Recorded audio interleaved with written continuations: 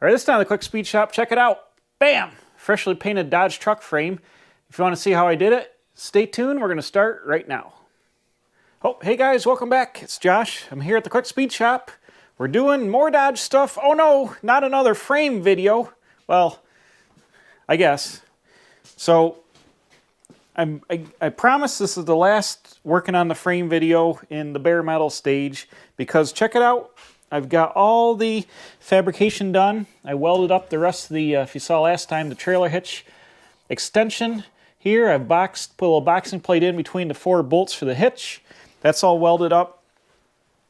All my bracketry for the reinforcing the cross members is in. And the braces along the frame are also fully welded. They're not fully welded. The welding's done, but I went every inch on there. This is 3/16 angle iron to support this area where the frame was pitted quite severely on the inside. I also had to make a patch here, reinforce this piece here. But the frame is all done now.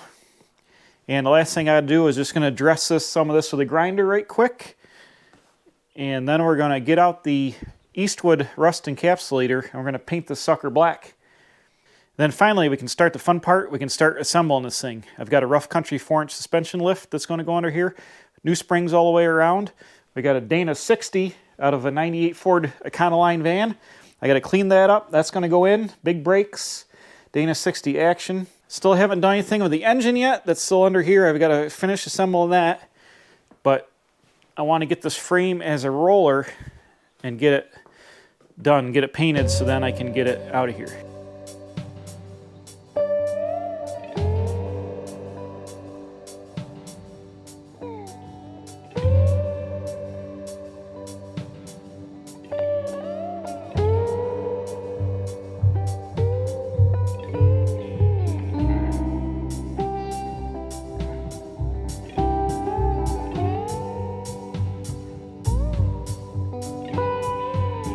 I got the top all ground down nice. Now I'm going to go on my rotisserie of death here and attempt to rotate this guy, Rochambeau it, so I can grind on the bottom. And this thing is really out of balance, so it makes it a pain. Is it going to stay like that? Makes it a pain to flip it around, because you really got to fight with it. Actual rotisseries are, on the same plane. Engine stands aren't good for rotisseries, but we're making it work. Let's just try to wonky this thing around here. Oh, man. Whoop, whoop, whoop.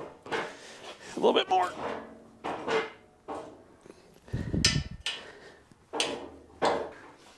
Whoop. Hoop. Okay. A little bit more. Why don't you go in there? Hoop. Aha. Now, will it stay there without tipping over? I can go and I can brush paint in the big part of the frame here upside down, or on its side, I mean. And I really don't want to put it upside down again because it gets really awkward to flip it. But this way, can paint in there, paint the bottom, and then I'll flip her around the other way and paint the inside of this. Here's the product I'm going to use. It's Eastwood Rust Encapsulator Plus in a matte finish, and don't mind the dent. It came banged up. I was going to buy a gallon of this, and they were out of stock in a gallon, so I got 4 quarts. It was the same price. And actually, it'll be good to save it if I don't use it all in here, but we're going to put it on with a brush. You can put it on with a brush or spray it if you thin it with xylene, I guess. And it says put on a medium coat.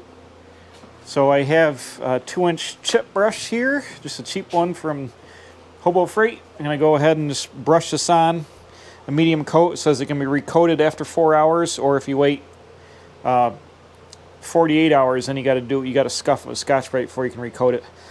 So I'm just going to start brushing on down here. I put down some plywood and cardboard and old floor mats and crap to try to keep it off the floor, because I'm sure it's going to drip. This is going to be tedious, probably at best.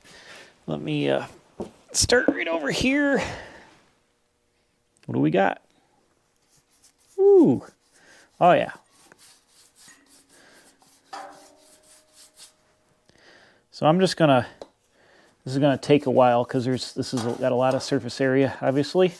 But I'm just gonna brush it up on a medium coat.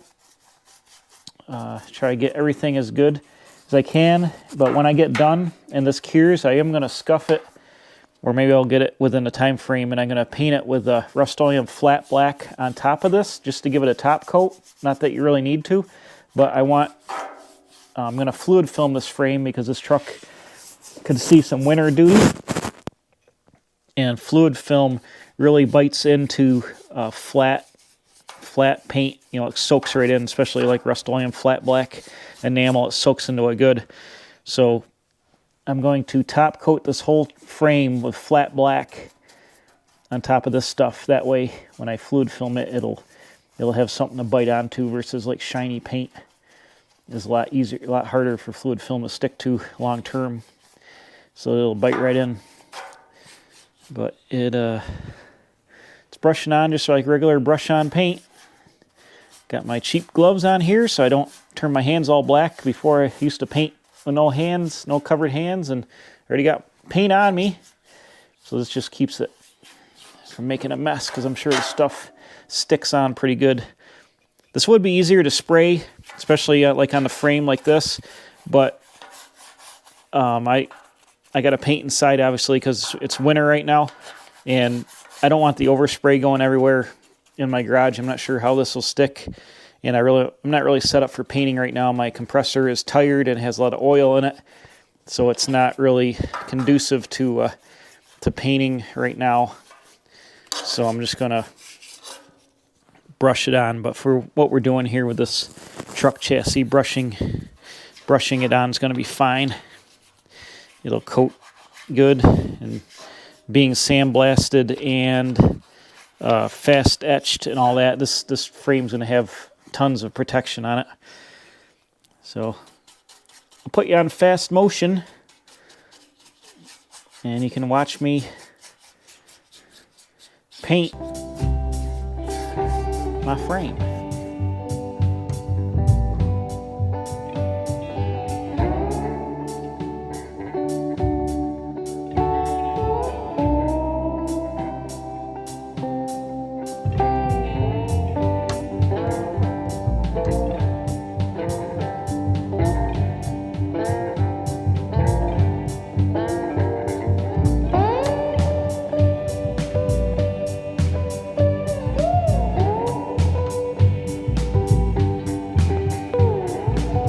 Well, I had to bust out my respirator because it's getting awful fumey. But let's take a look at the frame here. It is drying. It actually dries pretty fast, even with a heavy brush coat here. And I'm just trying to brush it on, then brush any runs. I get runs through bolt holes and stuff, and trying to brush them out before they set up. Obviously, if you're doing a nice vehicle, like a show vehicle, you wouldn't want to brush paint your frame. You'd want to spray it. But for what I'm doing in this truck, the way it's going to be painted and then fluid filmed and stuff, it's going to be super grungy underneath. It's a work truck. It doesn't really matter. It would be way easier for me to actually spray it. But like I said, I don't want to get, I don't really want to mask it off, and I don't really have a good paint setup right now. I need a better compressor and better air lines and stuff. So I'm stuck with brush painting, but it's coming out all right. It's gonna dull down kind of like this flat on the cross member, but I'm gonna paint around here, let it tack all up, and then I'll let it set for the recommended time, and I'll come and I'll put a second coat on it, and that should get good coverage. It's getting good down in the pits. With a brush, I'm able to slop the paint on like these seams and stuff, let it soak down in where I welded it, let it soak in good, which you really wouldn't get with a spray gun as much. So that's going to be good for like this weld seam here. I soaked it in there really good, and it'll seep down in some of that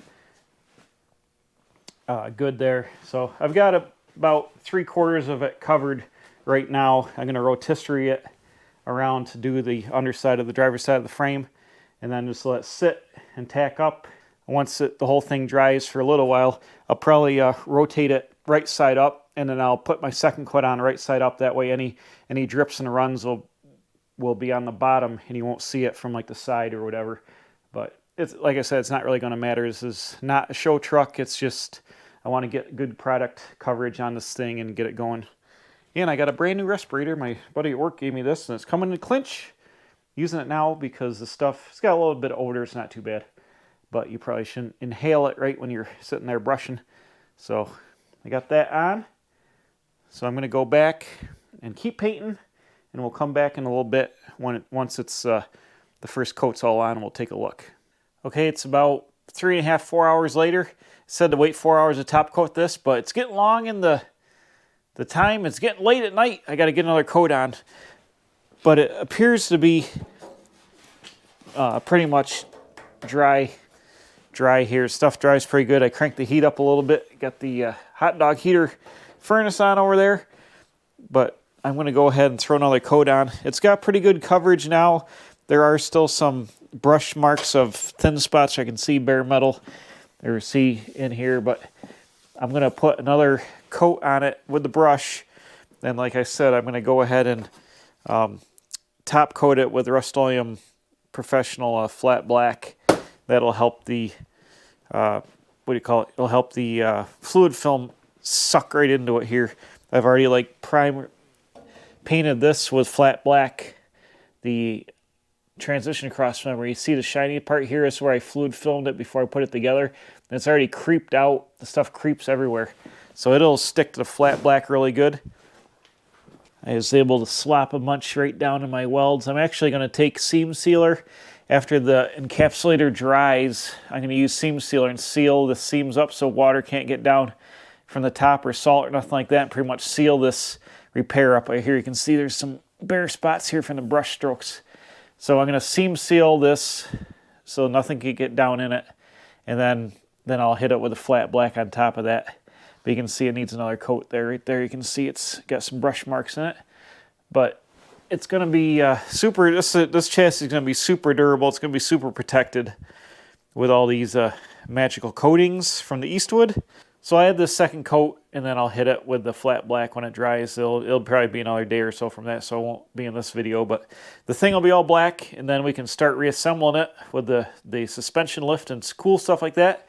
I've got to get back on the engine over here. I've been slacking.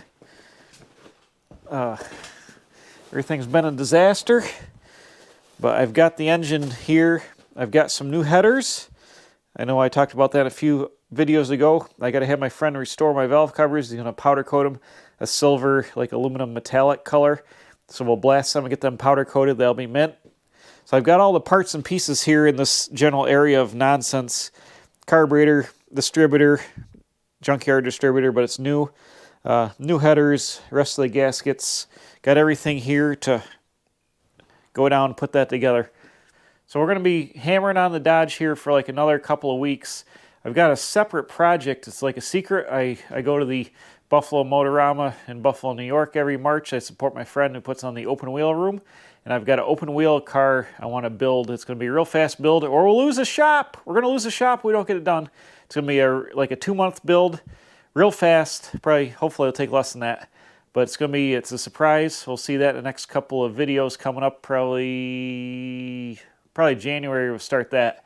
So it's going to be a January to March build pretty fast. But I've got all the pieces in stock. I've been collecting parts for several years just randomly. And I had an idea, and I'm going to put it all together.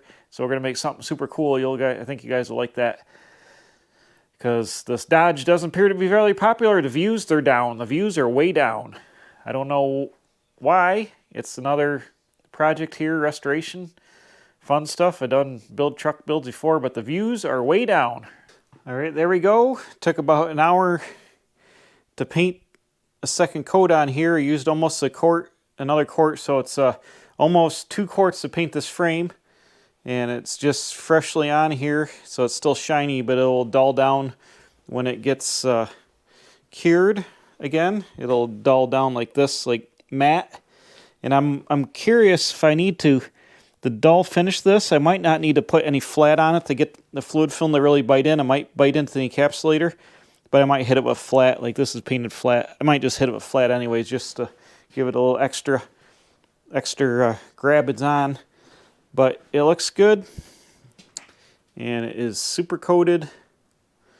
2 good heavy coats, like I said, almost 2 quarts on here, so it should be plenty sealed up. So that's it on frame fabrication. It's after midnight. I got to get to bed because I got to go to work early.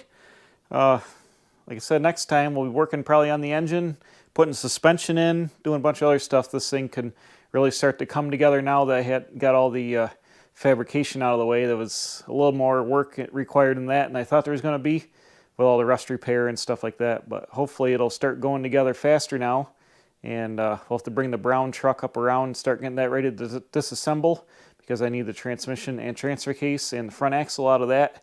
I can roll the cab in here, start getting the cab prepped for paint, get the cab painted, set on the frame, and then it's pretty much just reassembly time at that point. So it might go a little bit faster, I don't know. Time's clicking away. Got to get this thing done. So I appreciate everybody hanging in there watching, and we'll see you again on the next one. Don't forget to subscribe, hit the like button. We'll see you again, bam, right here, doing cool Dodge stuff at the Quick Speed Shop. I'm a professional, don't try this at home.